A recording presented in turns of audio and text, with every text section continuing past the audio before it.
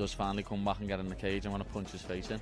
But for now, when I win this belt, I am the champ, you know what I mean? While he's out the cage, I'm the lightweight champ. He's very small compared to me, you know what I mean? He's up to like here, he's not that wide. You've definitely seen that video of him and Pantoja just stood next to each other and they look the same weight. And I hope Paddy is gonna lose, because if Paddy wins, it's gonna be a problem for me again. Why do you think so? I think he's gonna try and avoid me. You say if he wins against Justin or if he wins against Ilya? No, against Justin. Against Ilya, he never can beat Ilya. Okay. No way. So you think if Paddy wins the interim belt, he'll try not to fight you? Yeah. UFC gotta push him probably. Really?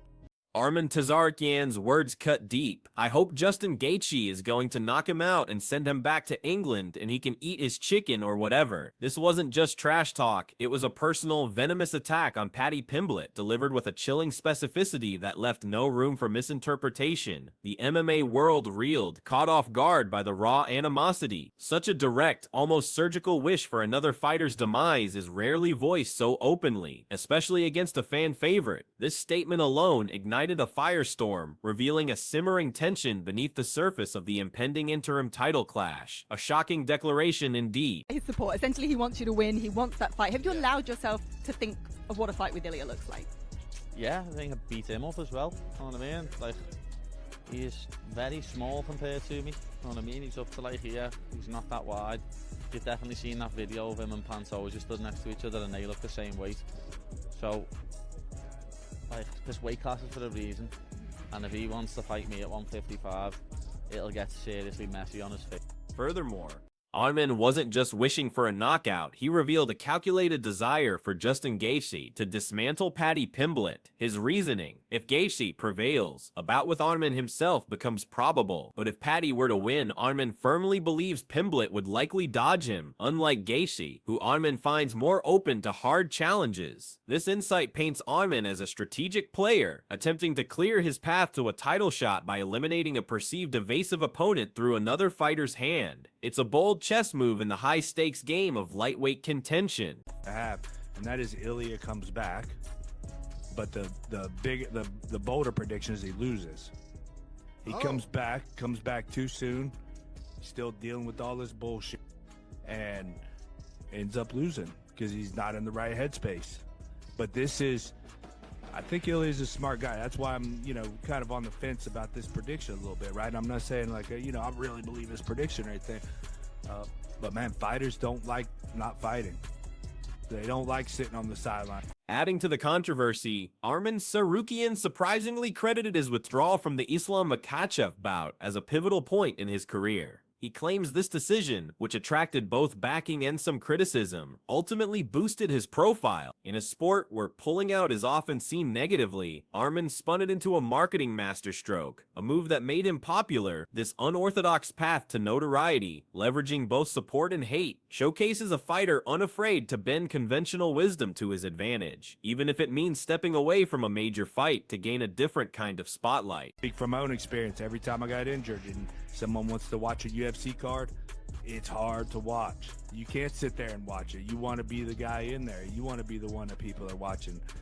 And I think he's going to have that. He's healthy. He's not, it's obviously he's dealing with some pretty heavy shit, but he's healthy.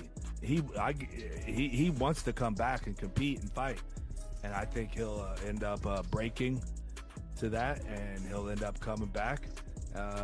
But it's not going to be a good time, and he's going to be dealing with shit. And, that's kind of two bold predictions, to be honest.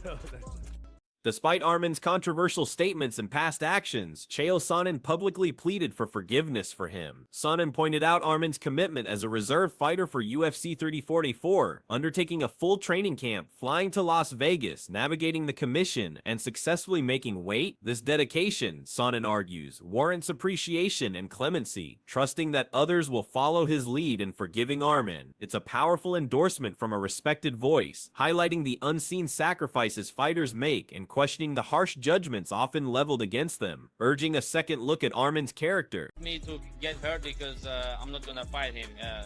I'm a nightmare for him, and he knows that if we're gonna fight, he's gonna lose, and he's gonna try not to fight me on his whole life. and I hope Justin Gaethje gonna knock him out and send him back to England, and he can eat his I don't know what he's eating there, chicken or whatever. Arman Sarukian also dismissed concerns over Justin Gaethje's rumored staph infection. He coolly stated that severe issues rarely go public and observed that numerous fighters contend with staph, implying it's a common manageable ailment. This casual disregard for a potential health risk, particularly from a fighter hoping to face Gaethje, suggests either a deep understanding of the sport's realities or a deliberate attempt to downplay anything that might delay the Gaethje versus Pimblett fight. It's a stark reminder of the grit and resilience often hidden behind closed doors in the octagon. When these pictures showed up last week of like a thing on his neck, did you inquire about it? Did you? No, if something real happened, never gonna post. They never post like these things. Sure. Yeah, But sometimes there's like a staph infection, and the internet. Yeah, but finds everybody's fighting with staph infection. Sure. So. But if they called you, let's just say hypothetically today, to fight on that card, could you do it? I'm here because of that. You're here to wait. Yeah. But you're not a backup fighter. You're not going to weigh in and all this. No, because I did on the June and nothing happened. It's just a waste of my energy. Shifting to the other side of the rivalry, Paddy Pimblett fired back at Ilia Topuria, not just with words, but with a surprising assessment of his physique. Paddy stated Ilia is very small compared to me, shorter and less wide, asserting his own stature gives him a major edge. He even referenced a video of Ilia next to Brandon Moreno, claiming they look the same way. This body-focused commentary isn't just trash talk, it's a direct challenge to Ilia's presence in the lightweight division, with Pimblett warning that if Ilia dares to fight, he could land in deep trouble at 55 pounds. It was a pull-out. You think that was the turning point? Yeah. You think that made you popular? Yeah, it was popular when I pulled out. Why? People were talking about you. Yeah, because it was a big fight. When I pulled out, they started talking about someone started support me, someone started hate me, and then from that I started getting bigger. And then I went to the Hamzat's camp. It helped me too with Hamzat. And how did that happen? we just became friends. Okay. Yeah, from Thailand, and then we started training together. And then I wanted to come to LA to prepare for the UFC fight for the belt. So he came, he liked it, and he stayed there. We won the belt. So now I'm looking for his fight. Yeah. Help him and to be close to him.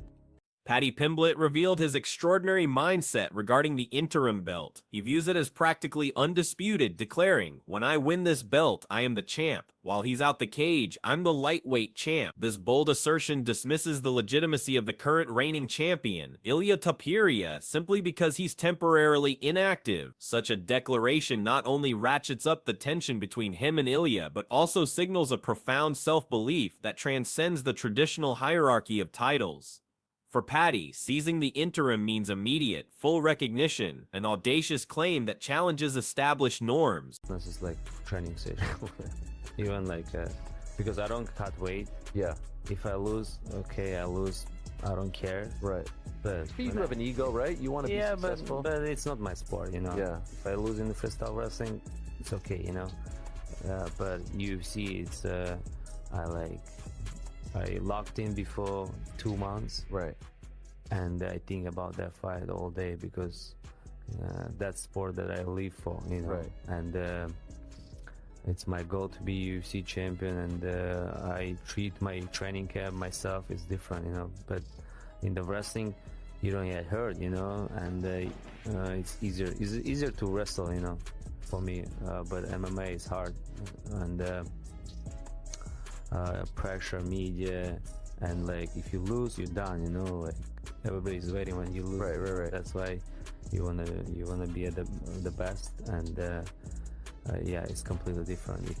Despite being an admitted massive Justin Gaethje supporter and calling him one of the best fighters you can watch, Paddy Pimblett is confident he has the blueprint to defeat his idol. He cites Max Holloway's victory over Gaethje as the obvious template and explicitly plans to keep it on the feet to finish him with him. This surprising strategy from a renowned submission artist, combined with his deep admiration for Gaethje, creates a fascinating dynamic. It suggests a fighter so confident in his game plan that he's willing to face a knockout artist in his preferred domain, even if it's someone he idolizes. In 2 weeks as a backup fighter for UFC 324? What's his situation? Can we please forgive him? Whatever he did to get himself in this weird purgatory, can we also remember that he agreed to be a backup fighter, that he did a training camp, that he flew out to Las Vegas, he went through the commission, he made weight, he was ready to go in on a moment's notice. You get something for that. I want him to get something. I want him recognized. I forgive Arman Sarukian. I want other people to forgive him. Paddy Pimblett openly embraced his unusual approach, describing himself as clumsy and somewhat odd. He clarified, "I don't wrestle like a normal person. I don't shoot double legs and single legs. I do everything differently, and I'm not normal. I'm a weirdo." This self-description isn't self-deprecating. It's a strategic revelation. He believes his distinct style is impossible to copy in the gym, making it incredibly difficult for opponents to find a suitable training partner to mimic his movements. This admission transforms a perceived weakness into a formidable advantage, emphasizing his unique, unpredictable nature in the cage. That he wants to keep this on the feet. We know his knockout power, but your submission skills are so slick. You want to take it to the ground? No, I'll keep it on the feet with him. Like, there's the blueprint there to beat him. Max done it, and everyone underestimates my strike, and everyone thinks I'm just gonna come in and I'm gonna take him down, and I'm not. Like, he had an absolute war with Chandler, and I Chandler up. So I know MMA math doesn't work, but you'll see come Jan 24th when we have a perfect game plan and we finish him within 3. Paddy Pimblett. Adding another layer of drama, Matt Brown expressed significant worry that Ilia Topuria could falter with a quick return, especially while dealing with private issues from his public divorce. Brown suggested Ilia might come back before mentally ready, leading to a loss because his full attention isn't on the contest. This isn't just speculation, it's a stark warning about the mental toll outside the cage issues can take. Brown, despite acknowledging Ilia's intelligence, fears the urge to return quickly could prove detrimental, painting a potentially grim picture for the champion's comeback. You got a big challenge ahead of you first with Justin Gaethje. Were you a Justin Gaethje fan prior to any thought of fighting him? I am a Justin Gaethje fan, not was, I am. Yeah. And anyone who is an MMA fan and isn't a Justin Gaethje fan isn't an MMA fan. Like, I always say he's your favourite fighter's favourite fighter. He's one of my favourite fighters, one of the best fighters that you can watch. And the fact that I'm now getting in there against him is... Matt Brown underpinned his concern for Ilia with personal experience, stating that watching UFC events while benched with an injury is incredibly tough. You can't sit there and watch it. You want to be the guy in there, he explained. Brown believes Ilia, despite being physically ready and sound while handling major personal problems, will experience this identical urge to compete. This candid insight reveals the deep psychological pressure fighters face when inactive, suggesting Ilia's mind, not his body, might be his biggest vulnerability upon his return, making Brown's brave claim all the more plausible. He says Scousers don't get knocked out. What do you say to that? Yeah, we'll see. We'll see. Have you allowed... I will try to test that theory. Have you allowed yourself to think ahead to once you win, if you get the win, Ilia? No thoughts? Nope, I've said it before, I don't ever plan on being alive after the fight, so if that's how it ends, that's how it ends.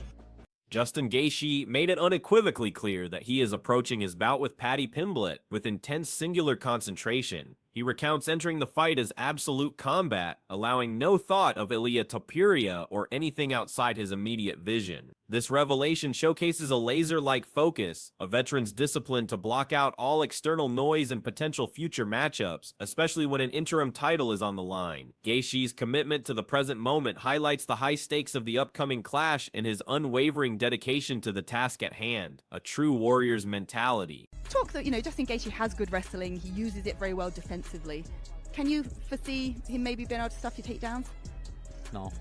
I don't wrestle like a normal person. I don't shoot double legs and single legs and wrestle like a normal person does. I do everything differently. I'm not normal. So he's not gonna be able to get a sparring partner in what grapples like me or strikes like me, because I'm a weirdo. Fair enough. It's the way it is, but he did call your style awkward, actually.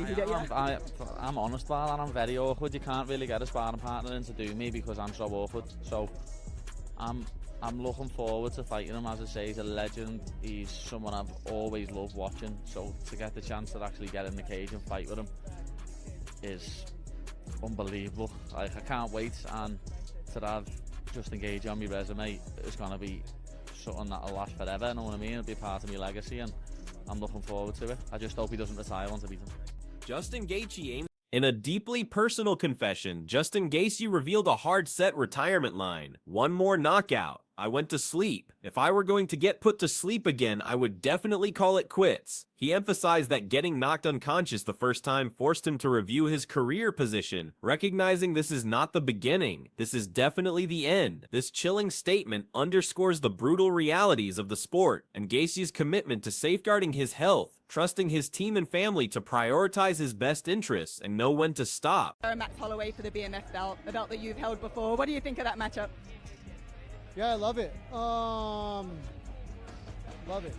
Love it. Yeah. I hope Max wins. I hope Ilya goes up, and then I can fight Max on the White House card and take the BMF belt and the championship.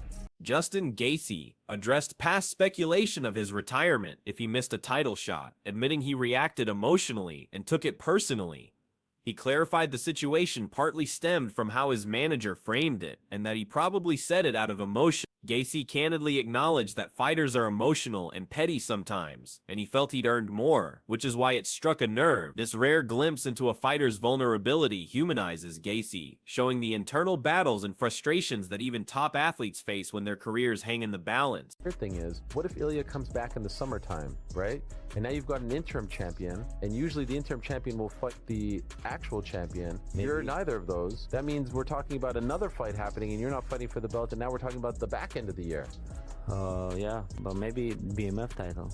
Okay. So we'll see. You don't want that, right? You want the real title. Yeah, I want a real title, but I don't want to wait until the end of the next year. And then Ilya, he fights once a year. Maybe he defend his title in June and then say, okay, I'll fight next year in June. And then what I can do, just stay. And I'm not that young to wait a lot too. So if they give me BMF title, it would be great too. If Charles Oliveira wins, so it's gonna be good. We got the story, and just get that belt, and then the real belt. Looking beyond his immediate challenge, Justin Gaethje unveiled ambitious future plans, explicitly aiming for a second fight against Max Holloway for the BMF title. He hopes Max defeats Charles Oliveira and, crucially, wishes for Ilia Topuria to climb weight classes. This would clear the path for him to battle Holloway at the White House, a specific high-profile event. Gaethje's strategic vision involves not just winning a title, but engineering a dream matchup against a fellow fan favorite on a grand stage, subtly trying to influence the lightweight landscape by suggesting Ilia move up. You'd said if you didn't get a title shot next that you might retire. Was there any truth to that? And if so, is giving you this interim title shot kind of said, okay, I feel like I'm getting what I deserve now? Well, I definitely, I got what I asked for. It was more my manager put me in that, but I mean, I probably said it, but it was, we're emotional beings, and we're petty. We don't get to where I'm at or where these fighters are at without being petty. I take things personal, and I thought I had earned something, and so I was trying to stand up. Arman Tsarukyan echoed Gaethje's sentiment about Ilia Topuria, but with a sharper edge. He openly expressed unwillingness to wait around for Ilia, highlighting that the champion fights just once annually. If Ilia doesn't return until summer, Arman sees a massive opportunity to claim the BMF title in the interim, potentially against the Oliveira-Holloway winner. This direct challenge to Ilia's inactivity underscores Arman's impatience and ambition, suggesting he won't be held hostage by another fighter's schedule, and he's ready to carve his own path to a title, interim or otherwise. One more knockout. I went to sleep. Before that, I'd never been put to sleep. If I would get put to sleep again, I would definitely call it quits. Really? So you're drawing a line? That's been my line. Yeah, it never happened. So it wasn't like if I get knocked out, I'm quitting. But once I got knocked out, 37 years old. If I was 20, 27, 30, this would be a different story. But this is not the beginning. This is definitely the end of my career, and it's been such an amazing thing. Obviously, they'll use and abuse you in this sport, and you have to protect yourself. And I obviously have created a team. I got my family and my coaches, and they all have my best interests in at hand. And I've always told them that I'm in it till they say I don't have it no more. And or whenever I feel like my younger self, the hunger of my younger self can beat the skills that I have now. Then Arman Tsarukyan provided a striking contrast between grappling and MMA, explicitly stating that grappling belts are less significant than UFC fights. He candidly admitted about wrestling, "If I lose, okay, I lose. I don't care." But for UFC, he's locked in before 2 months and thinks about that fight all day because that's sport that I live for. It's my goal to be UFC champion. This revelation highlights the immense mental and emotional investment he dedicates to MMA compared to other disciplines, where the pressure, media, and fear of a loss are completely different, underscoring his singular focus. I'm not too big for 155, so maybe one day I'll go down for 145 even. You think so? Yeah. Wow. Can make it just for title fight. Just for title fight. Yeah. You versus Volkanovski. Oh, easy. Yeah. Upskick. Short. Yeah. Upskick. Yeah. Because of the Like size. you see the video, I was sparring with Oh, guy. I saw that. Yes. easy upskick. Yes, I know. Who was that guy, by the way? Oh, he's a strong guy. Is yeah, he? Yeah, he trains with us. And when I saw him in the mat, I said I gotta train with you all day because I gotta get used to shoot short legs. Sure. Arman also hinted at a surprising potential move to the lower featherweight class, 145 pounds, should a chance appear to vie for a championship. He clarified that this isn't a casual endeavor, but a title bout, perhaps against Volkanovski, would render it worthy of thought. This strategic consideration shows Arman's willingness to adjust his weight class for a significant opportunity, emphasizing that meaningful opportunities consistently remain the core emphasis. It opens up intriguing possibilities for his career, suggesting he's ready to chase gold across divisions, provided the stakes are high enough. Yeah, I don't know where that came from exactly. Obviously, I guess whether people are just going off what I say, like I'm like, how many more do I have? If I was to get beaten up, am I gonna, come back to fight? No, you know what I mean? But that's not my plans, unless some, things go horrendously wrong. I'm planning on going back out there. Whether the next one, taking on an undefeated fighter in the UFC or something like that, I mean, that's appealing. Maybe that could be one that I finish up on. But right now, I plan on everything going well, getting my hand raised, hopefully taking minimal damage so I can have a quick turnaround and still fighting. So the plan is definitely to retire, you know what I mean? So that's, I don't know where that comes from. Okay. Alexander Volkanovski unequivocally shut down speculation of his retirement after his upcoming fight. "I don't know where that came from exactly," he stated, dismissing rumors. He plans to finish Diego Lopez sharply, limiting harm, aiming for a swift turnaround for another bout, possibly against Movsar Evliv or Lerone Murphy. This direct rebuttal of retirement talk, coupled with his immediate future plans, demonstrates his continued drive and commitment to the sport, ensuring fans that the featherweight king is far from done, with many more fights on his horizon, aiming for minimal damage and quick return. I plan on doing what I'm going to do. Again, he's a dangerous guy. He's tough. We've seen now, he can take a good punch. But I plan on going out there. I don't take any damage, and I want to have a quick turnaround. Try and have the quick turnaround that I wanted last time. And then maybe we can do it with someone like Movsar or Lerone Murphy. And then, again, I know they'll be disappointed, but their fight won't be too far away because I'll make sure. Despite Paddy Pimblett's suggestion of Volkanovski moving up to fight him at 55, Alexander Volkanovski displayed a surprising humility. While acknowledging he'd fight for the lightweight title if offered, he realistically stated, "Do I deserve a shot at the lightweight title already? I know I don't."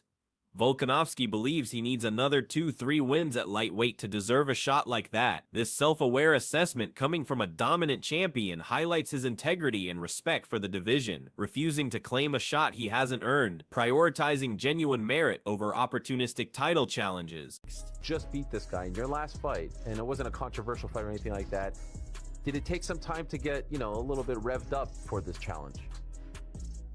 Not really. I mean, I'm going to fight whoever. Whoever it is, I'll step up. Obviously, I'm going to look at how people, maybe legacy-wise and all that, would I rather an undefeated fighter like Movsar or Lerone Murphy or something like that. Yeah, maybe. But I know this is still going to be an exciting fight, and I can just fight. If they, I think they might be fighting. I'm not too sure. I think Lerone Murphy and Movzar might be fighting. And if that's the case, I'll just fight the winner of that. Obviously I've got to take care of business 1st of February. Volkanovski further explained why Diego Lopez received the title chance ahead of other contenders like Lerone Murphy and Movzar Evlov. He pointed out the Lopez bout still guaranteed excitement. More tellingly, he speculated that Murphy and Movzar were probably slated to fight each other, and if that happened, he was content to wait and challenge whoever won that bout next. This strategic patience reveals Volkanovski's long-term vision, preferring to let other top contenders sort themselves out while he takes an exciting fight, ensuring a clear, legitimate next challenger for his undisputed throne. Pimblett say if he wins against Justin Gaethje, he could see a world where you'll want to go up and fight him at 155. What do you make of that? Yeah, I've seen that. I mean, if it's offered to me, of course I'm gonna, I'll fight for the lightweight title. But I mean, as everyone knows, I'm pretty real with everything. Right now, it's like, do I deserve a shot at the lightweight title already? You know what I mean? Like right now, it's like, no, I know I don't. So it's not something that I'm planning. And like I said, I'm not planning to fight for another, 2-3 years. So I feel like for me to deserve a shot like that, I'm gonna need another 2-3 wins, and then, maybe I'm back in a position where I can fight for, I deserve a shot at that lightweight title. I don't believe I deserve that right now. So that's why it's not. Alexander Volkanovski shed light on his life beyond the octagon, revealing he's occupied with various projects outside combat that are proving very successful. He affirmed that his fighting career has always aimed at providing for his family. Despite these external ventures, Volkanovski firmly believes he still holds the capacity to compete at a high standard, mentioning how those at the gym marvel at his workout intensity. This insight paints a picture of a well-rounded champion, balancing family, business, and elite athletic performance, proving that dedication extends far beyond just training and fighting. From Armin Todorokian's shocking verbal assault on Paddy Pimblett to Justin Gaethje's stark retirement line and Volkanovski's humble yet ambitious future, the lightweight division is a powder keg of personal ambition, calculated strategy, and raw emotion. These revelations expose not just the physical demands of the octagon, but the intense mental battles, external pressures, and deep-seated aspirations that drive these warriors. As the interim title looms, every fighter is making their move, not just for the belt, but for legacy, health, and a place in history. The stakes have never been higher, nor the narratives more compelling.